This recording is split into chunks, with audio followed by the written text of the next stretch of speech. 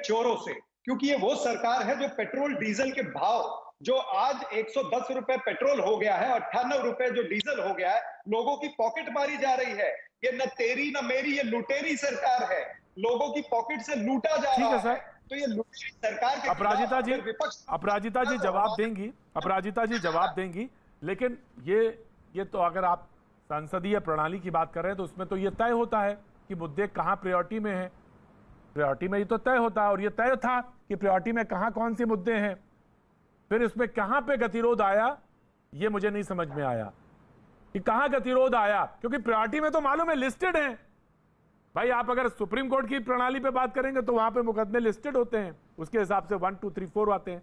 और अगर हाउस की बात करेंगे तो वहां भी लिस्टेड है, 1 2 3 4 5 है, तो वहां भी मालूम है। और ये तय तब होता है जब विपक्ष और सत्ता पक्ष दोनों बात कर लेते हैं, सहमति वहां पे तय होता है। वहां से पहले आप अपने नियम ले आए, कानून ले आए, ये होता ही नहीं है प्रणाली में। तो कहां पे अगर कोई चीज लाइन खींचना चाहते हैं दिक्कत वहीं आती है। अपराजिता जी देखिए, कांग्रेस के प्रवक्ता को सुनने के बाद मैं बड़े आत्मविश्वास के साथ कह सकती हूं कि इस दल का कुछ भी होने वाला नहीं है। नकारात्मक हैं, नकारात्मक रहेंगे, और इसी नकारात्मक सोच की वजह से पूरे देश ने इन्हें नकार दिया है।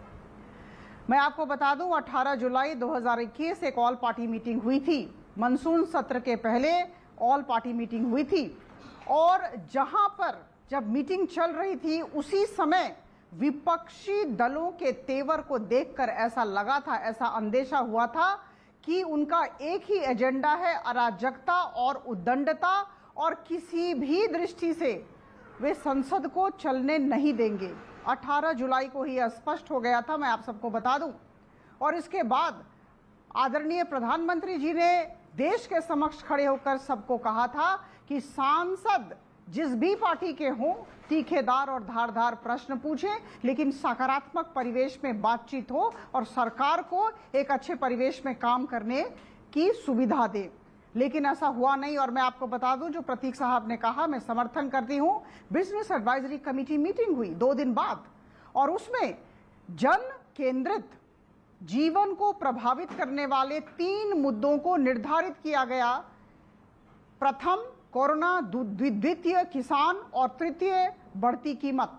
इन तीनों को लेकर बातचीत होने वाली थी, लेकिन एजेंडा अलग था। एजेंडा था असंवैधानिक कार्य, अमर्यादित कार्य। देखिए, ये लोकतंत्र है। लोकतंत्र में चरण सिंह साबरा जवाब देना चाहते हैं। विरोध हो, हम चाहते हैं कि प्रश्न हो, लेकिन विरोध में भी मर्यादा होनी चाहिए। हम लक्ष्मण रेखा पार नहीं कर सकते हैं, इसकी अनुमति हमें नहीं है। किसी को भी नहीं होनी चाहिए। लक्ष्मण रेखा कोई भी नहीं क्रॉस कर सकता, किसी को भी नहीं है, इजाजत नहीं है किसी को। बिल्कुल जी, बोलिए चरण सिंह साबरा।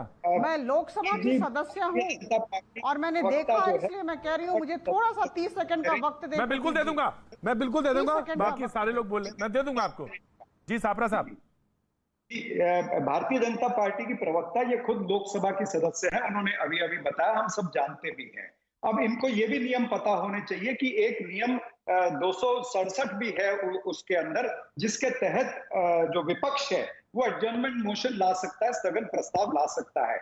जब विपक्ष के अलग अलग नेताओं ने स्थगन प्रस्ताव लाने का प्रयास वहां पर किया है, तो विपक्ष के अधिकार को क्यों मारा गया? क्यों आपने वो स्थगन प्रस्ताव को मंजूरी क्यों नहीं दी? आपके पास में 5-6 मुद्दे स्थगन प्रस्ताव के जरिए से आए थे, आप उसके ऊपर एक पर चर्चा कर लेते।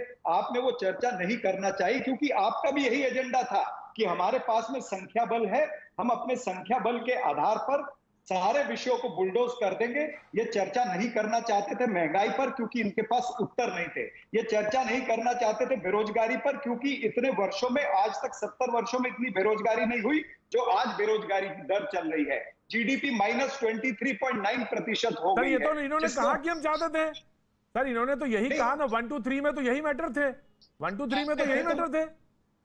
ये एक बात का उत्तर दे दे कि आखिरी के 2 दिन इन्होंने 17वें दिन पर सत्र को खत्म किया है, 18वें और 19वें दिन में ये सारे विषयों पर चर्चा करना। शिवसेना जवाब। हाँ, शिवसेना आइए जी। बिल्कुल,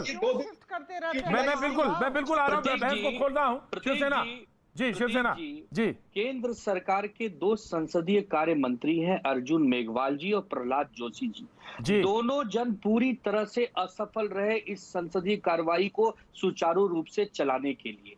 आप देखिए कि प्रधानमंत्री जी पहले दिन कहते हैं कि हम सबकी बात सुनेंगे, अपनी अपनी बात कहिए, लेकिन मैं प्रहलाद जी का स्टेटमेंट पढ़ देता हूं आनंद जी। नहीं, पहले मैं प्रहलाद जी का स्टेटमेंट पढ़ देता हूं, आप बोल दीजिए। पहले मेरी बात खत्म होने दीजिए। पहले मेरी बात, पहले दिन जब प्रधानमंत्री जी ने महज 3 सेकंड लूंगा, महज 3 सेकंड लूंगा, आप क्लैरिफाई कर दीजिएगा। मैं 3 सेकंड लूंगा। प्रहलाद जी कहते हैं, सुन लीजिए, आप सुन लीजिए, मुद्दा सामने आना चाहिए। वो कौन सा मुद्दा है जो एक्शन मोशन में लाना चाहते थे? सबको पता होना चाहिए ना कि इन्होंने कहा 1 2 3 कौन से मैटर थे? कोरोना, दूसरा क्या था? महंगाई, किसान, तीसरा क्या मुद्दा था? महंगाई। ठीक है, ये 3 मुद्दे थे। तो कौन सा मुद्दा था जो सब पर भारी पड़ रहा था? वो मुद्दा था पेगासस का। ठीक है, तो प्रहलाद जी का है कि चेयरमैन और स्पीकर के सामने जो भी मांगे रखी गई, यानी मुद्दों को लेकर, वो मान ली गई। बाद में वो यानी विपक्ष पेगासस का मुद्दा ले आया और बयान देने लगा। मुझे पहले से तय थे, जो पहले से मुद्दे तय थे, विपक्ष ने सदन क्यों नहीं चलने दिया? Now you answer. मैं उस पर बाद में आऊंगा, मैं पेगासस पे बाद में आता हूं। मैं सबसे पहले आपको बताता हूं कि जो आज 8 मंत्रियों ने प्रेस कॉन्फ्रेंस की, पहली बार हुआ है कि केंद्र सरकार की तरफ से 8 चेहरे अपने बचाव में लगे हैं। क्या यही पहले दिन 8 मंत्री आकर ये नहीं कोशिश कर सकते थे कि हम सदन को अच्छे से चला सके? आप मुझे बताइए, महंगाई पर चर्चा नहीं हो रही है, कोरोना पर चर्चा नहीं हो रही है, देश की बेरोजगारी पर चर्चा नहीं हो रही है, तो चर्चा किस पर करना चाहते हैं आप? मैं आनंद दुबे जी, प्रतीक जी, मेरी बात समाप्त होने दीजिए। मैं आनंद जी इससे बड़ी, आनंद जी मैं एक बात और कहता हूं, आनंद जी मैं आपको बात कहता हूं, सुनिए। मैं विद फुल डिग्निटी और ऑनर के साथ आपको स्पीकर बनाता हूं हाउस। ये तो है ही, कम से कम 5 लोग 6 लोग तो दिखाई दे रहे हैं। और आज ही अभी डिबेट का रुख मोड़ देता हूं, इतना तो मेरे पास है, आप ही तय कर दीजिएगा। आप तय करिए, आप स्पीकर हैं इस हाउस के, डिबेट के। क्या मुद्दा रखना चाहेंगे सबसे पहले मुझे बताइए, तो उसी से तय हो जाएगा कि क्यों नहीं चल रही संसद। आप विपक्ष के बताइए, मैं आपको स्पीकर बनाता हूं। आज देश में वर्तमान स्थिति है कोरोना काल की। देखिए, आज इस देश में कोरोना को लेकर, अरे आनंद जी मुद्दा यही है। बाहर बोलते हैं कोरोना, जब हाउस में जाते हैं तो पेगासस। यही दिक्कत है और यही समझ में नहीं आ रही बात कि आखिर मैं साबरा साहब में आ रहा हूं। अजीत साहब, आजीत जी मैं आ रहा हूं। साबरा साहब, मुश्किल यही है। आनंद को जैसे ही स्पीकर बनाया, कोरोना मुंह पे आया, तुरंत कोरोना मुंह पे आया। तो बाहर कोरोना है और अंदर हाउस में जाते ही पेगासस है। मुझे पेगासस पे बहस करना चाहिए, 100% पेगासस पे होना चाहिए। अगर जासूसी हो रही है तो हाउस में यह पता चलना चाहिए, रिस्पॉन्सिबिलिटी तय होनी चाहिए कि सरकार क्या